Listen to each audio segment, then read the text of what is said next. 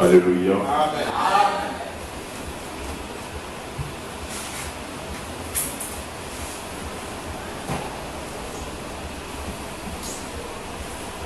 Bien-aimés, soyons bénis ce soir dans le nom de Jésus-Christ.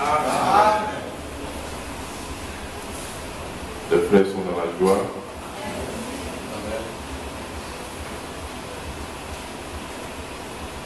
Les sœurs également sont dans la joie. Bien-aimés, tout ce que le Seigneur fait est bon. Nous étions dans la joie à 4 reprises. Je pense que ça sera fini. Certains connaîtront la joie bientôt.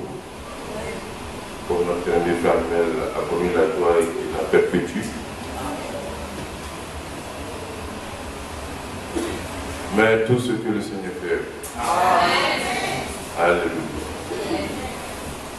Bien-aimés, nous sommes ici parce que le Seigneur l'a bien voulu.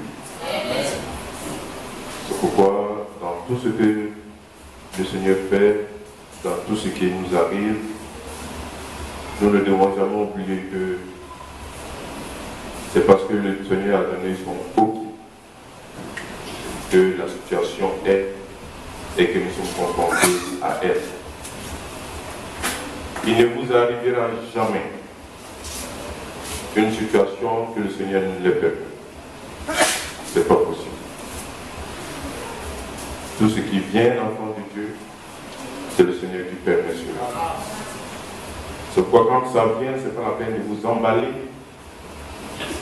Sachez garder votre sang très très très fort et puis cherchez à comprendre. Je pense que je vais donner un peu de bouchée à mon frère Jacob. Il en a sérieusement besoin. Et puis, lorsque nous nous approchons du Seigneur et que nous nous demandons, le Seigneur, tu es si puissant, tu es si grand, comment se fait-il que tu ne dises rien face à telle ou telle situation? Il arrive que les choses peuvent être tellement atroces qu'on pourrait se demander, mais si Dieu existe, pourquoi permet-il de telles atrocités? À nos yeux, effectivement, nous allons appeler ça atrocité.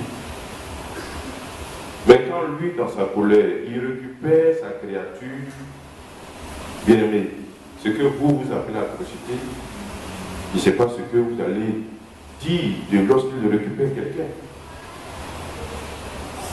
Il n'y a pas de mots. Donc il arrive des moments où on se dit, nous avons suffisamment pleuré. Nous passons notre vie à pleurer. Comme un ami me disait, quand tu es né garçon, tu ne pleures pas. Ce sont les femmes qui pleurent. Mais nous aussi, nous arrive de pleurer. Parce qu'un garçon, c'est aussi un être humain. Il est fait de chair. Même s'il est dur, il est également fait de chair. Il arrivera des fois où il sera amené à pleurer. Mais lorsque nous pleurons, bien aimés, sachez que les pleurs, les larmes qui coulent, doivent avoir absolument une voix qui va porter vers le Seigneur.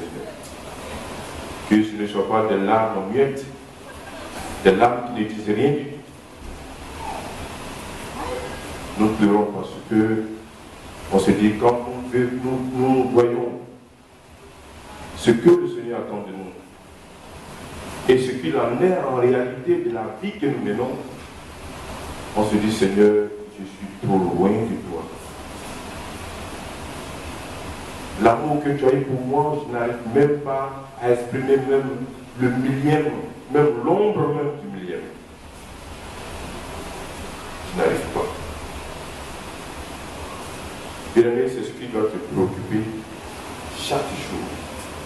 Quelle est ta relation, quelle est ta conduite vis-à-vis de ton Dieu? Le pasteur et l'ensemble des serviteurs de Dieu vous le rappellent à tout moment qu'il est temps de cesser les querelles, il est temps de s'apitoyer sur tel ou tel comportement qu'il y a eu contre vous ou alors à vos rencontres. Ça n'est fini, ce genre de débats et de discussions. Alors que le diable est en train de travailler, certains sont en train de dormir. On passe le temps à regarder qu'est-ce que mon frère a fait, qu'est-ce que ma soeur a fait, qu'est-ce qu'elle va faire, jusqu'à ce qu'on se permet de penser à la place des gens. Tu es devenu Dieu maintenant, tu sondes maintenant les cœurs, les reins et même les pensées des gens. Dernière fois, il dit ça. Il y a mon frère Philippe qui me contait cette histoire-là hier, voyez ou avant-hier. Il me disait qu'il y avait une bonne dame faisant la lessive dans sa buanderie et puis elle regardait de l'autre côté. Elle voit sa voisine et puis elle appelle son mari. J'ai dit, mais la femme elle a des problèmes. Regarde comment son linge est sale. Le linge qu'elle vient de laver. Le linge est tout sale. Mais comment elle fait même? Quel problème elle a? Son mari n'a rien dit, il faut laisser. Il n'est pas tout. Une autre fois encore, pendant qu'elle faisait la lessive, elle a regardé toujours de l'autre côté. Elle continue d'appeler son mari pour dire, regarde encore le linge de la dame.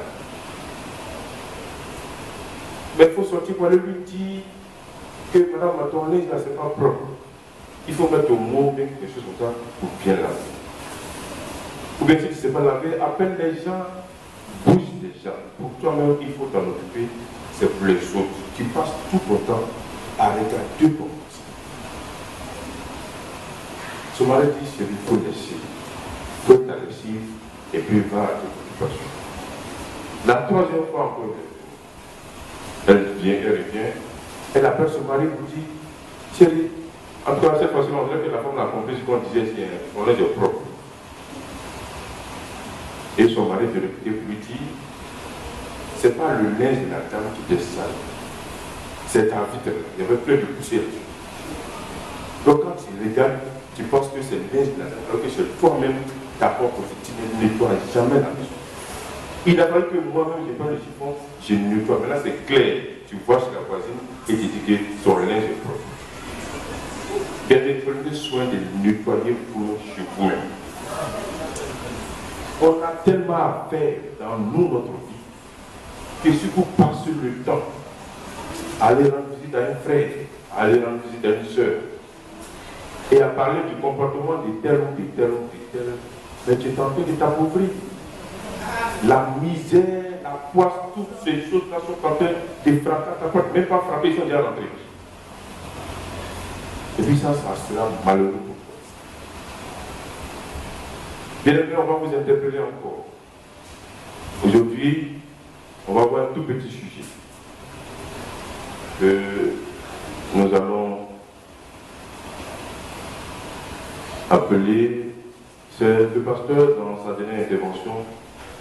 Par la prédication, j'ai tiré cette toute petite prédication. Vous ne devez plus marcher comme des païens. Dans Éphésiens, le chapitre 4, le verset 17, nous allons lire ça. Éphésiens, le chapitre 4.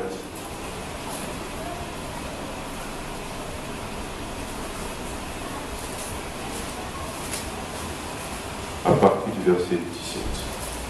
J'ai fait la lecture. Bien aimé, écoutez attentivement. Et puis concentrez-vous sur ce qui est de votre ressort. Souvenez-vous de la manière dont vous pensez, la manière dont vous parlez, de la manière dont vous nous aimez, de la manière dont vous vous comportez avec vos parents, de la manière dont vous vous comportez avec le Seigneur. Donc soyez attentifs à la lecture.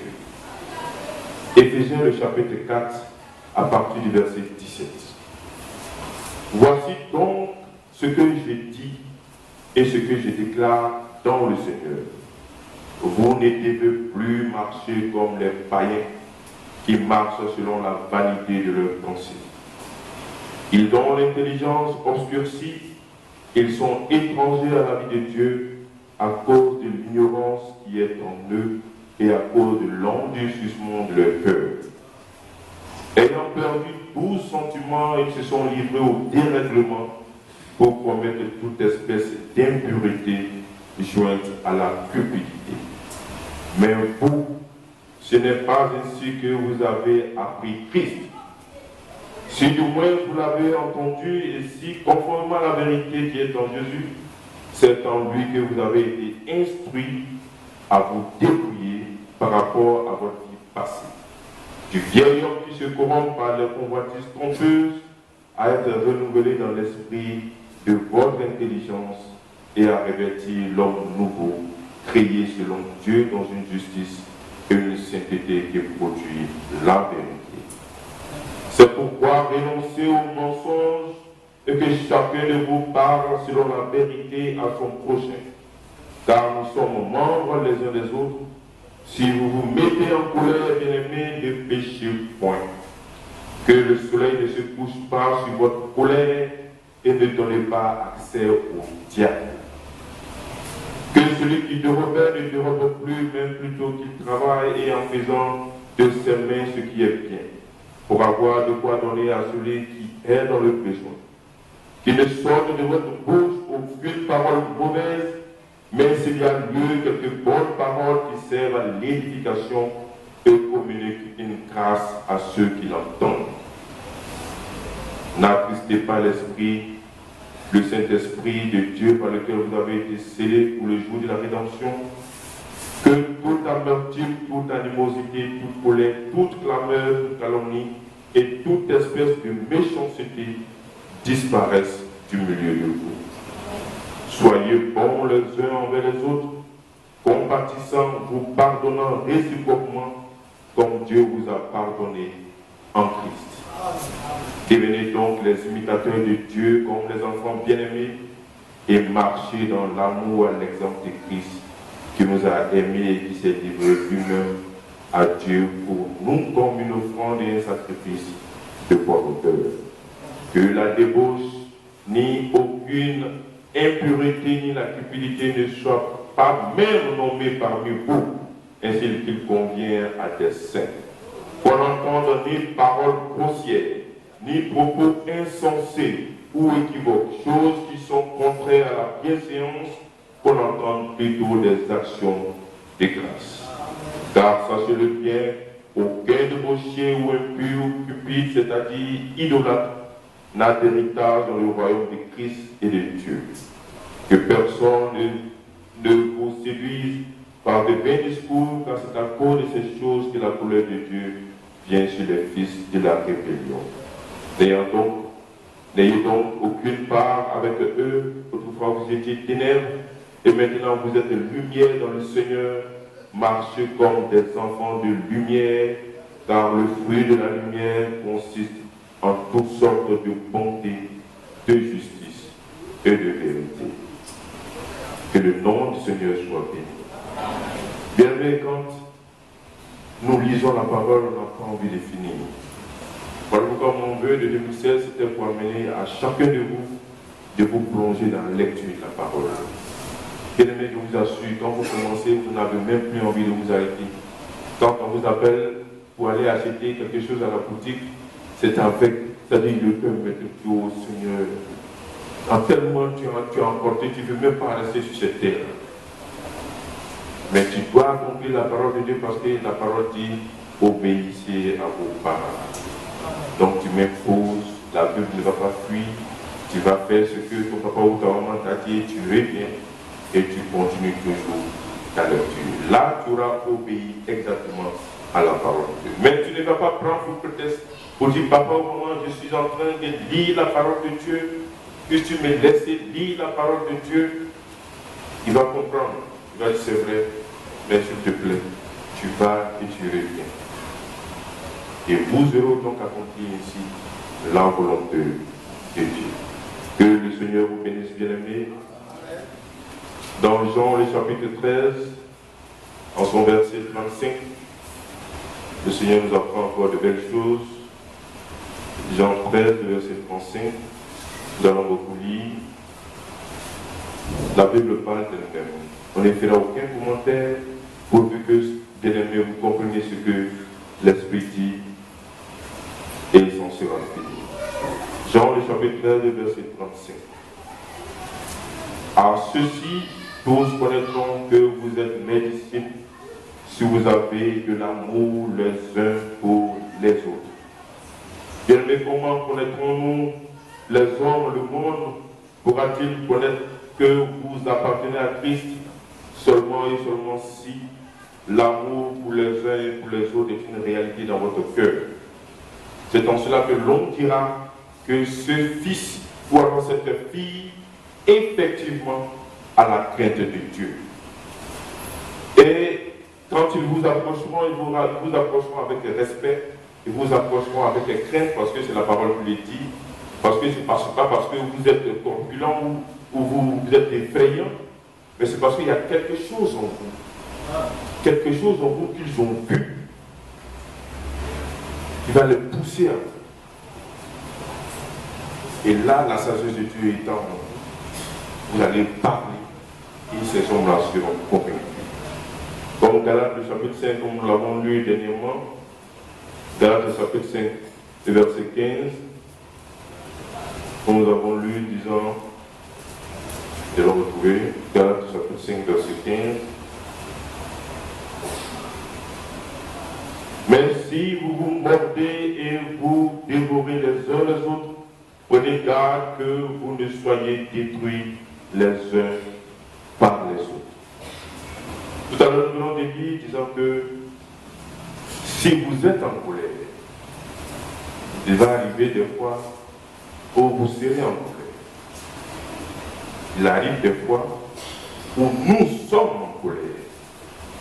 Mais Dieu nous dit, lorsque nous sommes en colère, à tous ici, il peut arriver que nous soyons en colère.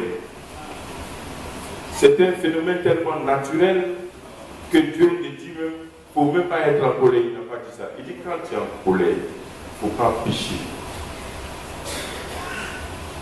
Et puis tu dois tout faire pour que tu sois apaisé avant que le soleil ne se couche. Il ne faut pas faire comme certains où c'est des saisons qui se couchent sur leur colère. Dieu ne veut pas de tel comportement. Vous savez, par rapport à la colère, quand je suis allé à l'hôpital, le médecin me dit, le cardiologue me dit, il ne faut pas te mettre en colère et puis il ne faut pas trop penser. Deux choses, c'est vrai, nous avons des faiblesses et ça, je suis en train de lutter très sérieusement pour ça. Avec toutes les choses qui m'arrivent, on me dit, il ne faut pas penser. Mais si je ne pense pas, je suis un être humain. On dit, je n'ai pas pensé. Ici, le Seigneur nous dit, si tu as un problème, je suis là. Mes pieds sont là. Tu viens et tu les déposes à mes pieds et tu vais régler cela. Vous savez, c'est vrai que nous sommes, moi particulièrement, portant la parole de Dieu et édifiant le peuple de Dieu. Quand nous parlons, cela fallait d'abord nous-mêmes. Parce que quand nous parlons, il y a des choses même qui nous concernent. Et Dieu, de par notre bouche, exprime cela. C'est vrai. Lorsque tu te mets trop en colère, il y a des gens comme ça, quand ils se mettent trop en colère, ils pensent beaucoup, ils perdent connaissance, ils s'évanouissent. Tout en temps. Donc on me dit, si je me mets en colère et que j'y pense beaucoup, je vais continuer à tomber. Mais ça, c'est qu'on a fait ça. Nous sommes en personne, il y a des neurones ici qui sont dans le cerveau, c'est comme un courant. Quand tu t'énerves, il se gonfle, et puis quand il se touche, puis tu tombes. Nous sommes en mettant des examens à faire, on doit mettre des appareils dans ma tête pour voir si je suis pas fou. Et moi-même. L'homme qui parle, Dieu dit la folie des hommes. Et puis moi, il dit, moi je suis le fou. Appareil, ils vont mettre, et puis après, il va dire, si moi je suis fou ou pas. Les hommes ont tellement de choses. Mais Dieu, dans sa parole, il a dit, si effectivement tu te mets en colère, la folie reste. Il te saisit. Parce que quand tu vas pécher, les conséquences là, après tu vas t'asseoir et puis tu vas commencer à pécher. Et qu'est-ce que j'ai fait ou qu'est-ce qu'il m'a fait? C'est comme ça. Tu t'énerves jusqu'à quand tu fais le dégât, et puis après, maintenant, toi, quand tu es fini, qu'est-ce qu'il m'a fait? Et là, le diable pourra t'attaquer. C'est quoi le Seigneur nous dit? Quand vous êtes en colère, débrouillez-vous et péchez. C'est pourquoi quand tu es en colère, il faut quitter à côté même de celui-là même par lequel vient partir la colère arrive. Tu quittes à côté pour ne pas augmenter encore le degré de colère. Le Seigneur nous montre tant de choses pour que bien aimés nous soyons tous plus. Dans 2 Chroniques, nous allons voir quelque chose pour que chacun de nous puisse faire véritablement attention. 2 Chroniques, le chapitre 15.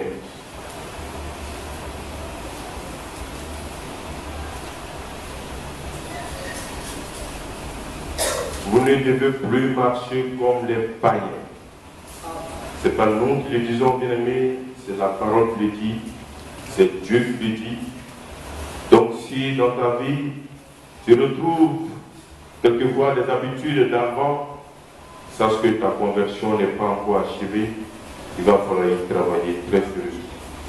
2 Chroniques, le chapitre 15, à partir du verset 2.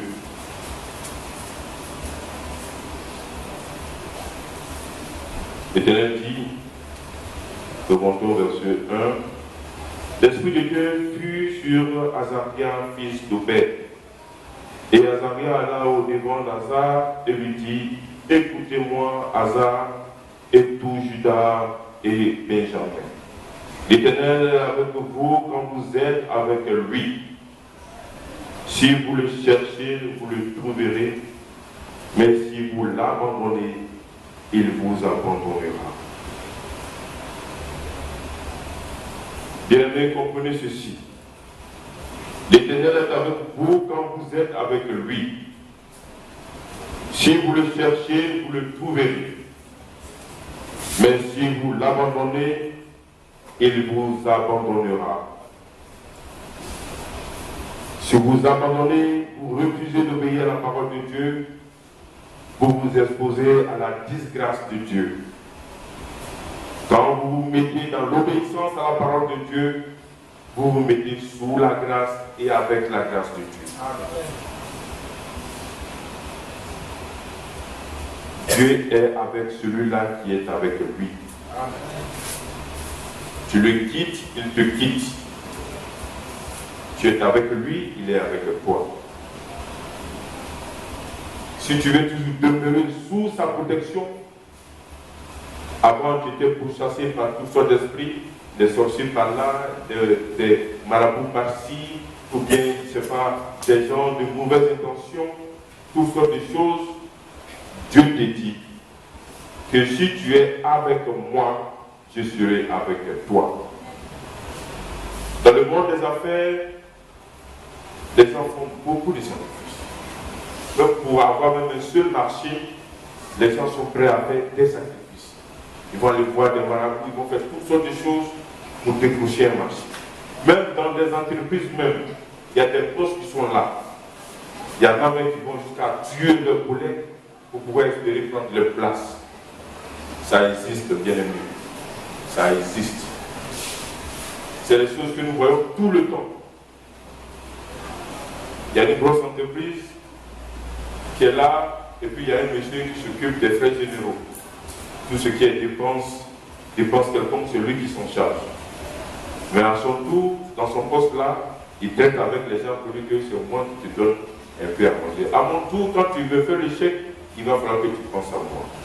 Ce poste-là est tellement juteux que les regards des collègues sont sur lui. Puis là, il va falloir qu'il parte pour que moi aussi je puisse me sucrer un peu. Parce que là, je suis un peu amer. Donc il va venir, il va tout faire pour mettre les médicaments peut-être sur son bureau ou bien sur son siège. Quand il va s'asseoir, il va devenir malade. Il reste malade, il prend congé maladie, puis après il démissionne. On dit, bon, comme l'autre là, c'est toi qui t'as fait de non. Tu vois un peu ce qu'il fait, tu dis oui, bon, il faut prendre sa place, et puis il est content. Pour lui, il a fait bon travail, il a été promu. Il va aller venir peut-être dire devant ses frères qu'il y a eu promotion. En temps, il allait enterrer un cabri différent. Voici le résultat de ce qui se passe. Alors que celui-là même qui est avec Dieu, et que parce qu'il est avec Dieu, Dieu aussi est avec lui, il va enterrer le cabri, bœuf, l'homme, tout ce que tu veux. Plus tu enterres, plus tu es élevé. Et puis lui, il a dit, mais, attends, viens. Ton pétition, il s'appelle comment? De où? Parce qu'ils sentent que vraiment, tu n'aimes bien. Il ne va pas te dire ce qu'il a fait comme toi. Hein. Il va te dire comme ça, il va te dire, mais ton pétition. Parce qu'il pense que tout le monde est comme lui, alors lui aussi, il a pétition. Et puis tu viens, tu dis, non, c'est mon pétition. Oui, c'est le là, c'est pétition. Dieu dit, si tu veux, tu viens faire ça. Puis ce Dieu est content, il s'habille bien, il met la fin, il s'habille. Viens chez toi, et voilà. Prends ta voiture, tu fais un petit gars ici. Il se dit, je dis, ah, je vous dis, chaque homme sur la terre a son médicament. Nous, notre médicament, dans sa vie. Merci. Voici notre médicament. Tu es dedans, il n'y a aucun esprit. Sur la terre, sous la terre, en haut là-bas, je ne sais pas encore où, il n'y a pas quelqu'un qui va venir qui déroger. Dieu dit, bien-aimé, si tu es avec moi, moi aussi je suis avec toi. Si tu n'es pas avec moi, moi aussi je ne serai pas avec toi. Et puis quelqu'un même n'aurait pas besoin d'enterrer même un cabri, un simple marguerite, et puis tu es éliminé. Nous, quand on était petits, c'est ce qu'on faisait. On attrapait les petits marguerites là, et puis on faisait des petits. Il ne sait même pas qui nous a appris ça. On s'amusait, on partait, et puis on fait. Il a fait tout ça. On prend des choses, puis bon, on s'est dit que bon, peut-être que ça a marché. L'ignorance des gens. Bien-aimés dans la posture. Nous étions dans 2 Chroniques, le chapitre 15, le verset 2. Nous allons maintenant aller dans Jérémie, le chapitre 7. Que les frères me fassent signe, quand nous serons proches de l'heure. Jérémie, le chapitre 7. Il a dit là-dessus, c'est bon d'être en Christ. C'est la meilleure des garanties de vie. C'est-à-dire, tu es là et tu es content. Tu as des problèmes, mais tu es content. Je lui la même, il ne mange pas, il souffre, il paye son loyer, il est payé en courant sur lui, et puis il est là, il est content. Parce que le temps vient où Dieu va te dire que tout ça sera l'état. Bien-aimés, ayons foi, regardons seulement qu'à lui, et vous verrez combien d'exploits il fera au travers de nous. Jérémie, le chapitre 7, le verset 5. Si vous réformez vos voies et vos œuvres, si vous pratiquez la justice envers les uns et les autres, si vous n'opprimez pas l'étranger, l'orphelin et la veuve, si vous ne répandez pas en ce lieu le sang innocent, et si vous n'allez pas après d'autres dieux pour votre malheur, alors je vous laisserai demeurer dans ce lieu. Si vous réformez vos voies et vos œuvres, que chacun de nous s'examine lui-même, qu'il pense donc à ses voies et à ses œuvres. Il faut penser ce que tu as fait vis-à-vis, tu as fait contre Dieu, contre toi, contre ton frère, contre ta soeur. Il faut penser à ce que tu as fait maintenant. Ou toi-même tu es convaincu que ce n'est pas bon. Dieu dit, si vous réformez vos voies et vos œuvres, si vous pratiquez la justice envers les uns et les autres, ce qu'il a promis de vous donner, il va vous les donner. C'est nos œuvres qui feront de nous des enfants légitimes. C'est la manière dont nous concevons Dieu lui-même. Si nous prenons Dieu comme lui il le veut, on le prend. En ce moment, bien aimé, tu es en train de défrayer un chemin direct vers lui. À quoi ça sert de se mettre en colère contre son frère, de pouvoir lui faire du mal? À quoi ça sert de penser négativement vis-à-vis d'un tel ou d'une telle? À quoi ça sert de regarder ton prochain d'une certaine façon parce qu'il prospère? À quoi ça sert de pouvoir t'apitoyer à chaque fois sur ton sort pour te dire que c'est toujours toi, mais tiens, quelqu'un, qu'est-ce que tu as encore fait? Mais bien aimé, on vous l'a dit. Si tout le temps on vient vers vous pour vous dire que frère, attention, soeur, attention, frère, attention, soeur, attention. Toi, au moins, tu as quelqu'un pour te dire attention, ça veut dire qu'il t'aime. Sur d'autres options, les gens allaient te laisser comme ça, et puis tu allais t'engouffrer, et puis après, quand tu te rends compte que tu es complètement immergé, tu ne peux plus respirer, tu es tout petit, bon voilà, ça en est fini pour toi. Dieu dit que quand vous supportez la souffrance, ça veut dire que vous êtes béni. Mais je connais quelque part, quand on est sur la personne, son propre bien, la personne a dit, moi-même, c'est malheur sur moi. Comment tu peux maudire la bénédiction de Dieu? Si toujours on appelle ce X vient, ce X est convoqué, elle doit rencontrer le pasteur. Ce X est convoqué, elle doit rencontrer le ministre. Mais tu ne sais pas, peut-être que moi tu dis non, c'est vraiment, tu sais bien, on t'encourage. Tu ne sais même pas. Et puis tu es dans ton coin, alors il est dans son coin, il dit, ah, mais j'ai fait quoi encore? Donc vous, à chaque fois qu'on convoque, c'est parce que vous avez fait quelque chose de scandaleux. Mais tant mieux.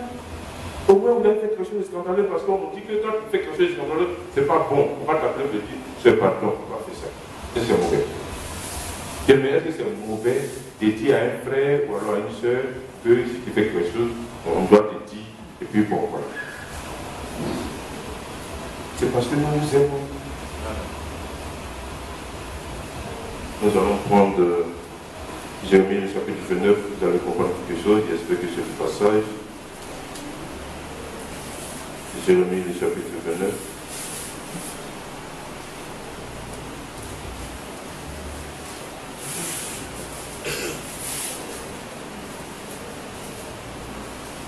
C'est pas ici, on va lire cela parce qu'on va y arriver.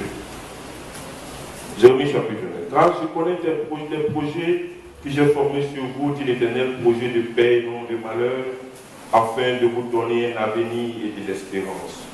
Vous-même vous guérirez et vous partirez, vous me prierez et je vous exaucerai, vous me chercherez et vous me trouverez si vous me cherchez de tout votre cœur.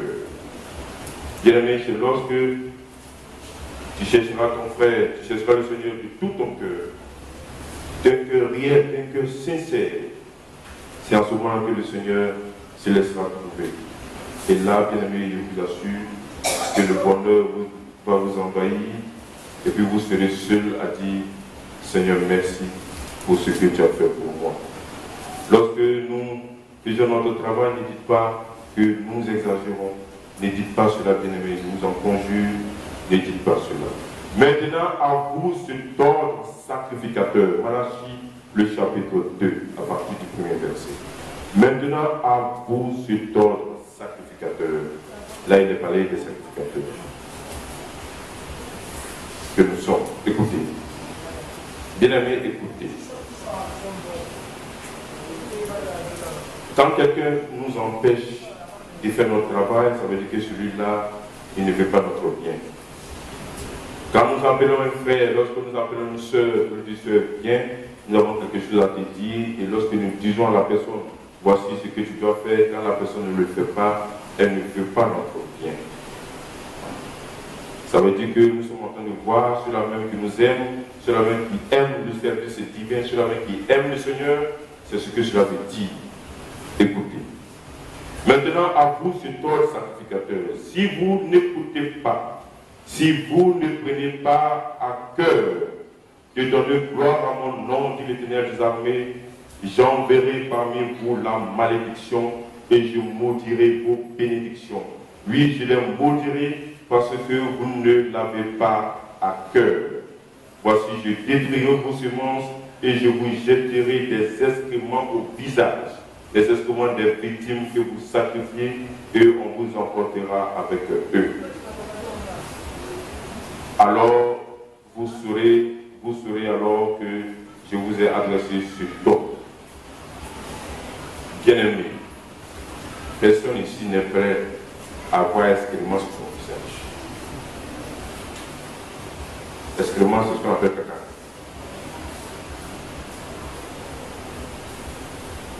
Dieu nous dit, si on ne fait pas notre travail, si on ne prend pas à cœur de vous avertir comme un vigilant sentinelle qui avertit le peuple de Dieu, si on vous laisse comme ça, tel que vous êtes, le Seigneur risque de nous récupérer et ça, il sera impitoyable. Si vous nous aimez réellement, laissez-nous faire notre travail. Ce que nous voulons, c'est que vous, votre vie, soit en parfaite harmonie avec la parole de Dieu. Ce que nous désirons, c'est que vous ne viviez plus comme des païens. Ce que nous avons à cœur, le Seigneur vous a racheté à un prix exceptionnel, que ce prix-là est la valeur de vos vies. Il nous revient de droit de pouvoir veiller sur le peuple de Dieu, le troupeau de Dieu, pour lequel son Fils a versé son sang. Et on peut avoir la tête haute le jour où il va nous demander compte de chaque âme ici, assise là, en train d'écouter très attentivement. Pour quoi que ce soit. De la même façon que vous vous cherchez pour aller au ciel, pour nous, on a dépassé ça. On se recherche. Donc, des grâces, là où on est là, on cherche à passer. Quand tu te déconnes, on te dit, mon frère, ne fais pas ça. Ma soeur, ne fais pas ça. Si on te dit, fais ça, il faut le faire. C'est comme ça que se comporte un enfant, un fils de Dieu, une fille de Dieu. On ne va pas te demander l'impossible. Si c'était impossible, on ne va pas t'appeler pour te dire qu'il faut le faire. On n'a jamais appelé quelqu'un ici pour lui demander d'aller boire au Seigneur qui accorde l'eau. Jamais. Et on ne le fera jamais. Donc comportez-vous comme des brebis sages, dociles, attentionnés et qui écoutent la voix de Dieu et qui obéissent à la voix de Dieu. C'est comme ça que le Seigneur nous émonde, il nous pure. Seule la parole de Dieu sanctifie. Et c'est seulement que la parole de Dieu qui fera que vous irez à sa rencontre dans les airs. Vous êtes un autre prophète. Là, celui qui pense, il dit, moi, lui là, il ne serait pas son prophète, il reste. Et tu fais du mal. Si toi, tu ne veux pas être mon trophée, est-ce que toi, tu es perdu? Toi aussi, non seulement tu vas rester, et puis tu n'auras rien. Attends, moi, il fait partie. Parce que, à part toi, c'est un trophée. Donc, nous sommes là, c'est pour chercher l'excellence. Nous sommes là, c'est pour aller au ciel. Et puis, aller au ciel, pas de n'importe quelle manière. Et le Seigneur arrive, et puis on s'en va à ça. Et le but ici, là, c'est ça. Aller à la rencontre du Seigneur dans les airs. C'est pas où on va, c'est nous qui devons juger le monde. Maintenant, si se trouve que tu ne fais pas le travail qu'il faut, on va se retrouver et on va te juger.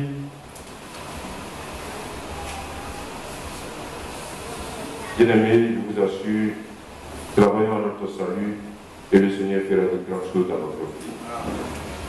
Marc le chapitre 11, s'il est presque l'heure de me faire signe, bien-aimés, Marc le chapitre 11, le verset 25. Marc chapitre 11, verset 25. Je suis. Et lorsque vous êtes debout faisant votre prière, bien-aimés, lorsque vous êtes debout faisant votre prière, si vous avez quelque chose contre quelqu'un, pardon. Sinon, tu es en train de mettre une barrière. Tu as gros sur le cœur. Quelque chose te pèse sur la poitrine. Tu en veux soit un homme de Dieu, soit un frère, soit une soeur, et puis tu fais sur genoux, tu pries. Tu pries. Tu pries. En toi-même, tu dois sentir un blocage. Ce que tu dois d'abord faire, Seigneur, ça ne va pas. Dans cette situation, vraiment, m'empêche de te parler. Aide-moi. Aide-moi. Aide-moi. Il faut que ça saute avant de faire une prière normale. Sinon, bien aimé, tu perds ton temps. Tu perds ton temps. Si, lorsque vous êtes debout faisant votre prière, si vous avez quelque chose contre quelqu'un, pardonnez, afin que votre Père qui est dans les cieux vous pardonne aussi vos offenses. Mais si vous ne pardonnez pas, votre Père qui est dans les cieux ne vous pardonnera pas non plus vos offenses. Alors le Seigneur se donne en donnant. Tu pardonnes, il pardonne. Tu ne pardonnes pas, il ne te pardonne pas. C'est lui. Donc il nous revient, bien aimé, il ne faut pas chercher pardon. Allez demander pardon à quelqu'un. Ce n'est pas pour dire qu'il est bien défait que toi. Au contraire, Dieu demande à ce que chacun de nous puisse s'abaisser devant son frère.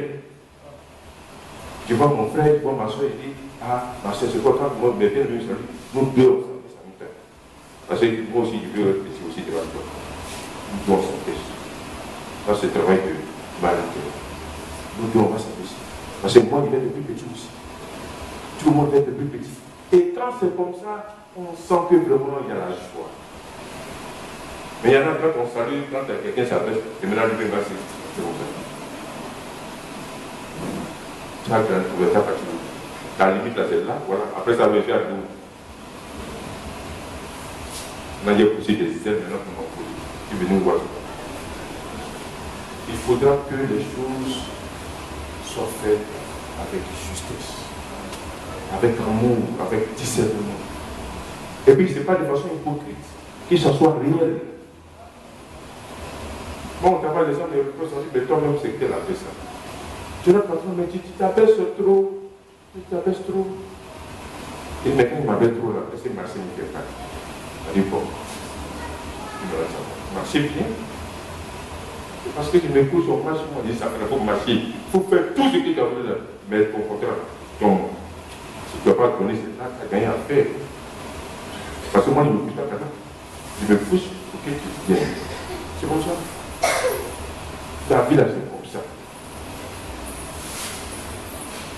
Mais beaucoup n'ont pas compris.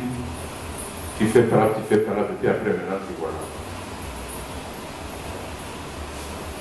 Bien-aimés, je vous en suis que l'humilité vous ouvre beaucoup de portes. Ceux qui n'ont pas encore compris, qui comprennent. Plus tu es humble, plus tu te fais des amis sincères. Les gens t'aiment beaucoup. Parce que tu te fais tout simplement tout petit.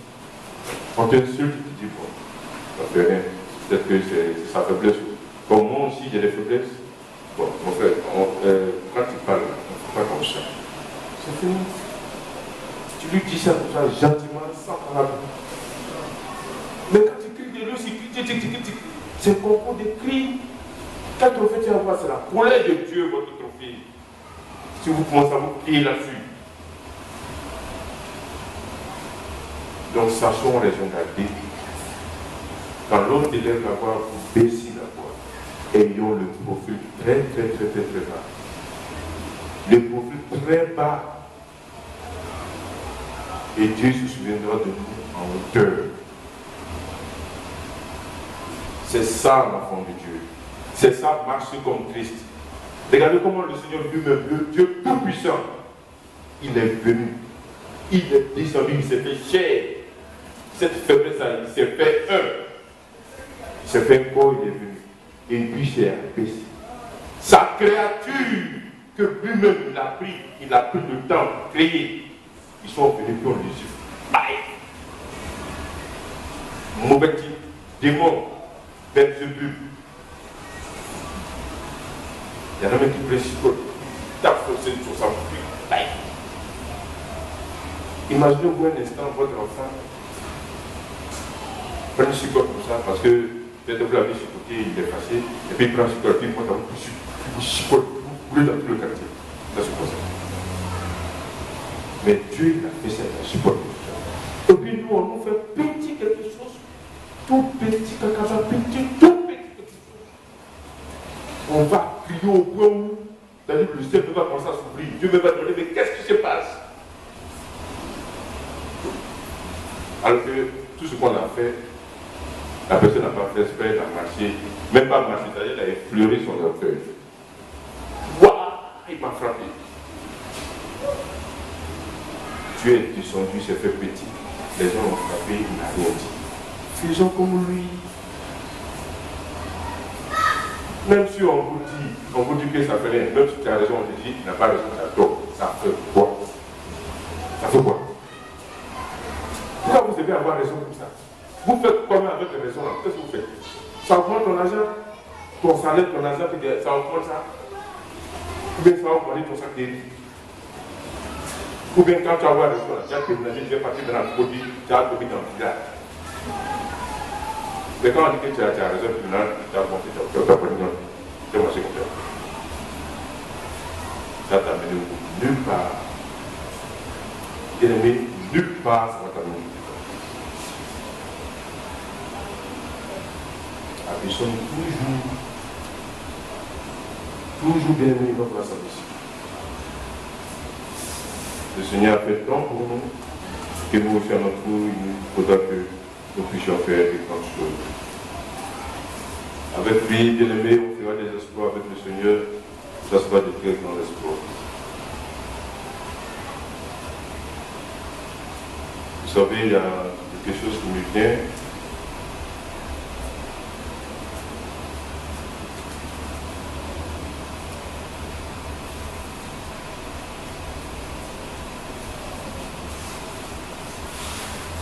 Nous allons prendre Deutéronome du chapitre 11. Alléluia. Ça sera notre dernier verset, notre dernière lecture, Deutéronome du chapitre 11, verset 13.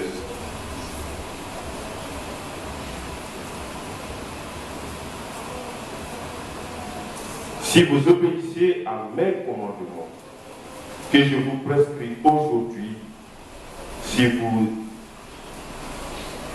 vous aimez l'Éternel, votre Dieu, et si vous le servez de tout votre cœur et de toute votre âme,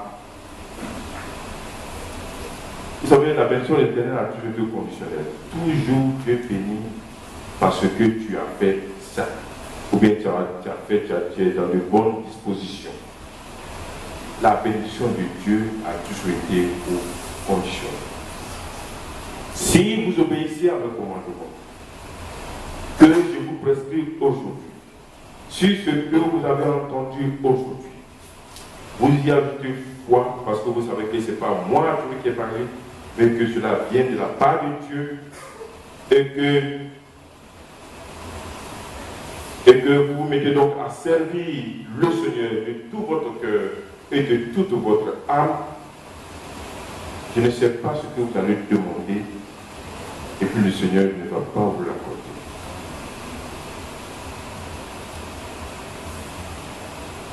Bien-aimés, faites tout pour le tout.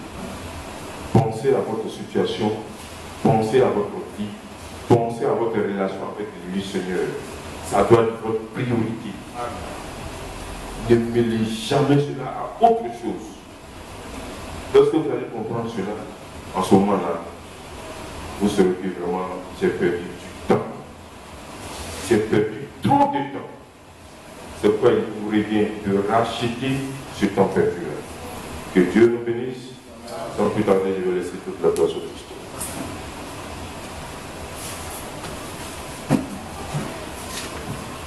Alléluia. Que Dieu bénisse son serviteur. Je crois que nous avons le mon message. C'est simple, mais c'est profond. Tout à l'heure, quand je regardais, je voyais notre jeune sœur, la sœur Adino. Elle avait été bien endormie. Et ça me fait plaisir de savoir cela. La sœur était tellement plaquée. Je suis là, je regarde. Je suis un peu le regard des uns des autres. Et elle a été très intéressée. Et cela, c'est tant mieux. Alléluia.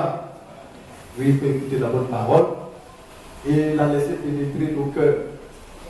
Vous savez, tout à l'heure, quand il parlait, quand il disait, il donnait son expérience, le Seigneur, il est souverain.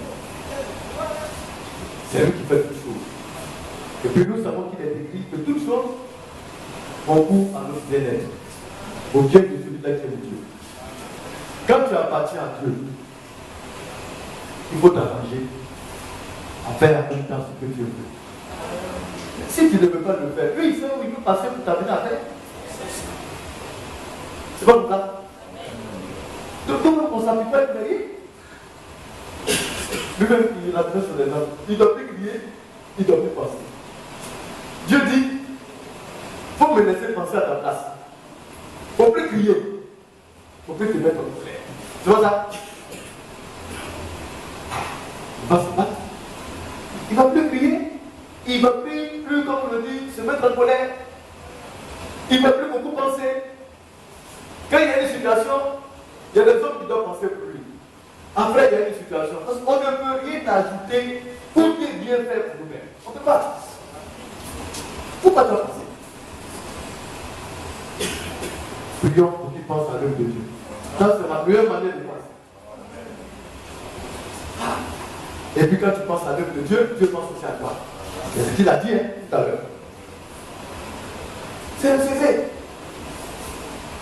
Et puis, vous voyez, un jour je passe, je vois une personne là, tu ne viens jamais. Pourquoi c'est comme ça même? Je vais encore dire, mais toi-même, tout la même chose. Et puis il y a un jour, un autre m'a croisé, et puis il m'a dit, ah, mon frère, c'est toi-même vraiment, hein? Nous tous sommes vieillis quand tu ne viens pas. Ton secret, c'est quoi? J'ai dit, c'est simple. C'est très simple. Je pardonne facilement. Je ne laisse pas quelque chose dans mon cœur. Si tu ne comprends pas, je prie pour toi qui est continue. L'amour, pardon. C'est le secret du bien-être du monde. C'est pas dit à quelqu'un, non, je pardonne facilement. C'est dans les actes et la réalité que ça se passe. Parce qu'on va te faire de telle sorte que toi-même tu vas tressaillir. Est-ce que tu vas pardonner? On va voir. Mais quand tu pardonnes, Dieu te récompense. Mais quand tu ne pardonnes pas, ça crée une serre, des soucis, douleur d'estomac, les goumets, les ceci et les cela. C'est nous-mêmes qui nous créons des maladies inutiles. Dieu nous a donné tout pour chasser la maladie. C'est tout. Vous allez vous mettre à couler. Quand tu vas crier, quelque chose va se déclencher au niveau du terrain. Quand tu dis, ah, c'est pas vrai. Mais tu as crié. Il y a un département là-bas.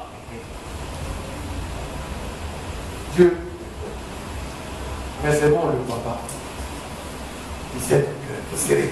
Ta vie n'est plus de serrer. Et puis, tu te mélanges avec tout le monde. Puis demain, tu vas t'acheter des médicaments, tu dis, ok. La vie est ça. Que Dieu bénisse son serviteur. Vous avez compris?